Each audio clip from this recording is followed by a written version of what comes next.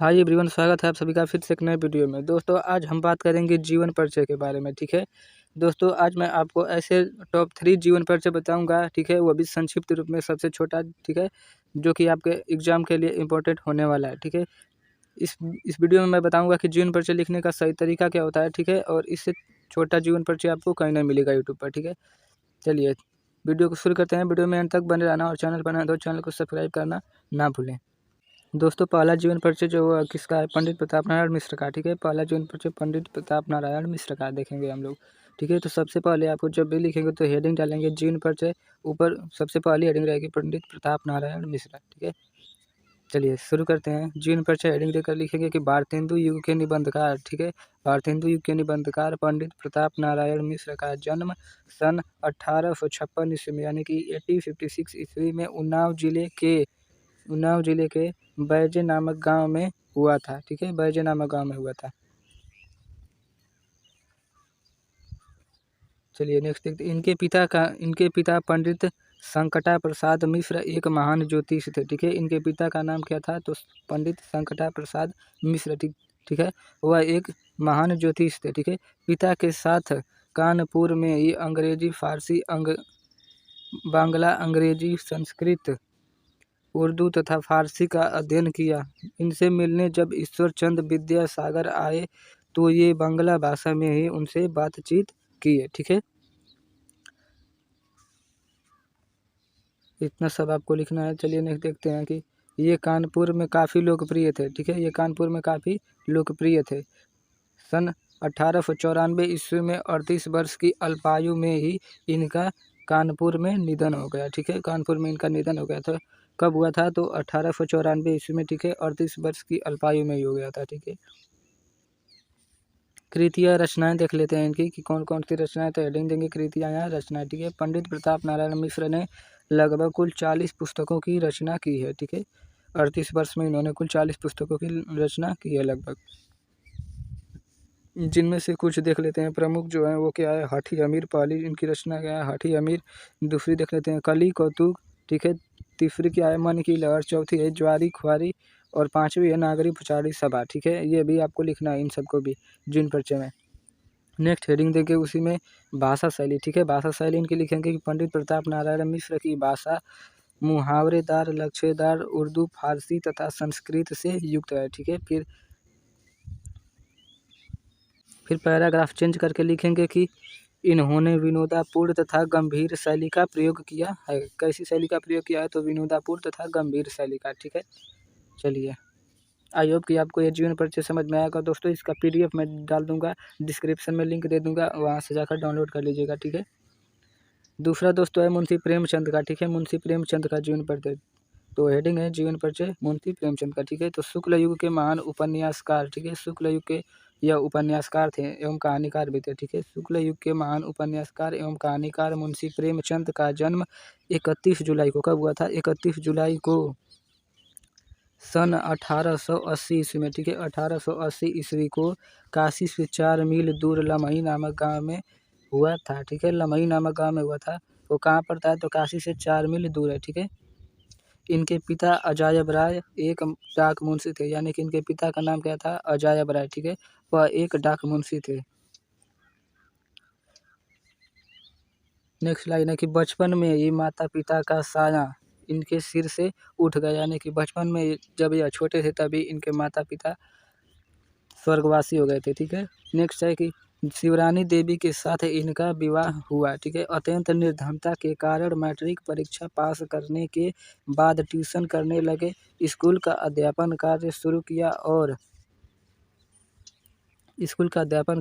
किया और गोरखपुर में सन 1921 में। ठीक है, सन 1921 ईस्वी में स्कूल के डिप्टी इंस्पेक्टर बन गए। ठीक है, स्कूल के डिप्टी इंस्पेक्टर बन गए कब, 1921 में। और गांधी जी के बिगुल पर ये नौकरी से त्यागपत्र दे दिए। ठीक है, जलोदर रोग के कारण 8 अक्टूबर को, ठीक है, 8 अक्टूबर 1936 ईस्वी में, 8 अक्टूबर 1936 ईस्वी में अपने ही गांव में मुंशी प्रेमचंद का निधन हो गया। ठीक है, कब हुआ था, तो 1936 ईस्वी में, 8 अक्टूबर 1936 ईस्वी में इनकी मृत्यु हो गई। कृतियाँ या रचनाएं देख लेते हैं इनकी कौन कौन सी रचनाएं हैं, ठीक है।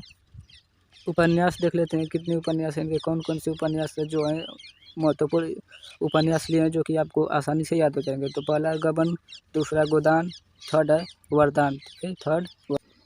और नाटक कुछ देख लेते हैं इनके, नाटक कौन से है तो करबला है, रुकिए सॉरी, करबला, संग्राम और रूठी रानी, ये जो है इनके नाटक हैं, ठीक है। और कहानी में देख लेते हैं पंच परमेश्वर, मंत्र कफन, ठीक है। अगर आप एग्जाम में दो दो भी एग्जाम्पल्स लिख देते हैं तो भी सही है, ठीक है। नेक्स्ट है भाषा शैली, अगली हेडिंग डालेंगे भाषा शैली, ठीक है। उसमें क्या लिखेंगे कि मुंशी प्रेमचंद ने उर्दू भाषा पर विशेष बल दिए हैं, साथ ही साथ अंग्रेजी, अरबी, फारसी भाषा का भी जहाँ तहाँ प्रयोग किए हैं। इन्होंने व्यवहारिक एवं संस्कृतनिष्ठ शैली का प्रयोग किए हैं, ठीक है। बस इतना इनका भी खत्म हो गया, ठीक है। नेक्स्ट है कबीरदास का, तीसरा देख लेते हैं लास्ट वाला कबीरदास का। हेडिंग है कबीरदास जीवन परिचय, ठीक है। निर्गुण भक्ति शाखा के प्रवर्तक एवं समाज सुधारक कबीरदास का जन्म सन 1398 ईस्वी में, कब 1398 ईस्वी में। यह किस शाखा के कवि थे तो निर्गुण भक्ति शाखा के कवि थे, ठीक है। 1398 ईस्वी में काशी के लहरतारा नामक स्थान पर ज्येष्ठ सुदी यानी कि कोष्ठक में शुक्ल पक्ष पूर्णिमा दिन सोमवार को हुआ था। इतना क्लियर है। नीरू और नीमा नामक जुलाहे के यहाँ इनका पालन पोषण हुआ, ठीक है। नीरू और नीमा नामक जुलाहे के यहाँ पर इनका पालन पोषण हुआ। ये विधवा ब्राह्मणी के गर्भ से पैदा हुए थे, ठीक है। यह एक विधवा ब्राह्मणी के गर्भ से पैदा हुए थे। लोक लाज के भय से उन्होंने इनका परित्याग कर दिया था, ठीक है। लोक लाज के भय से उन्होंने इनका परित्याग कर दिया था। ये जो थे वो रामानंद के शिष्य थे, ठीक है। कबीरदास किसके शिष्य थे? रामानंद के। इनका विवाह लोई के साथ हुआ था, ठीक है, लोई के साथ। कमाल और कमाली नामक दो संतानें थी। नाम भी बड़ा खतरनाक है इन लोगों का। इनके दो बच्चे थे, एक बच्चा था और एक बच्ची, जिसका नाम क्या है? कमाल और कमाली, ठीक है। हिंदू में जन्म और मुसलमान में परवरिश होने के कारण इनके ऊपर हिंदू मुस्लिम का प्रभाव था, ठीक है। हिंदू मुस्लिम का प्रभाव था, यानी कि दोनों का प्रभाव था। संवत 1575, ठीक है, यानी कि 1518 ईस्वी, ये भी बोल सकते हैं, ठीक है। 1518 ईस्वी को 120 वर्ष की अवस्था में माघ शुक्ल एकादशी दिन बुधवार को ये पंचत्व में विलीन हो गए, अर्थात मर गए, ठीक है। कब मर गए? तो 120 वर्ष की अवस्था में 1518 ईस्वी में मर गए। कृतियाँ या रचनाएं देख लेते हैं कबीरदास जी की। कृतियाँ या रचनाएं हैं कि कबीरदास की मुख्य रचनाएं जो है वह हैं बीजक, ठीक है। इसके तीन भाग हैं बीजक है, साखी, शबद और रामायणी, ठीक है। साखी, शबद और रामायणी। भाषा शैली देख लेते हैं इनकी। कबीरदास की भाषा सदुक्कड़ी, ठीक है, सदुक्कड़ी, पंचमेल खिचड़ी, ठीक है, पंचमेल खिचड़ी है कबीरदास की भाषा।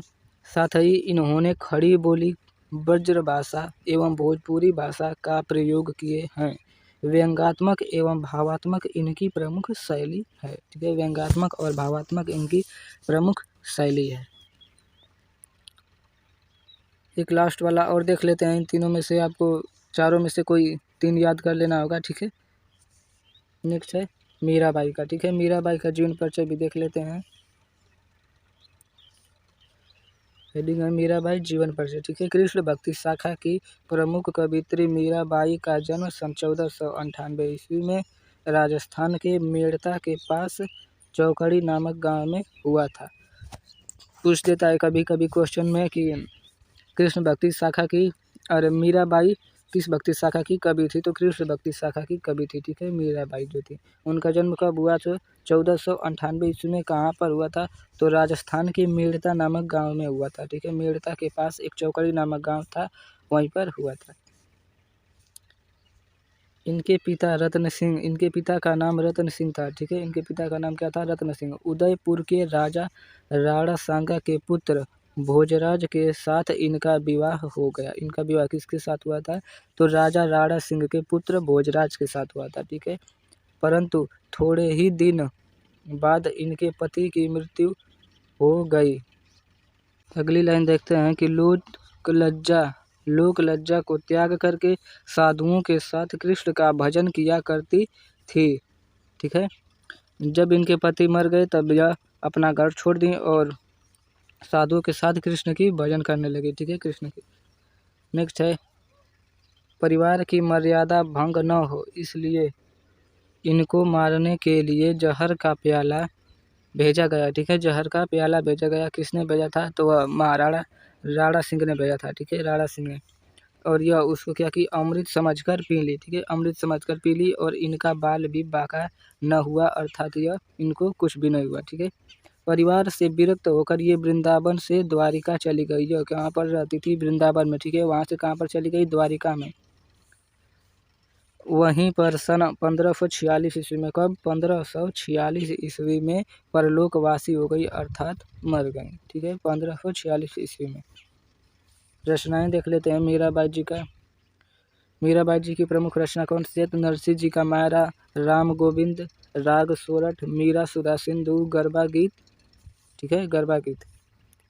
भाषा शैली देख लेते हैं। भाषा शैली, मीराबाई ने ब्रज भाषा के साथ साथ राजस्थानी, गुजराती तथा पंजाबी भाषा का प्रयोग की। इनकी रचनाओं में भावयुक्त तथा मुक्तक शैली का प्रयोग हुआ है। ठीक है।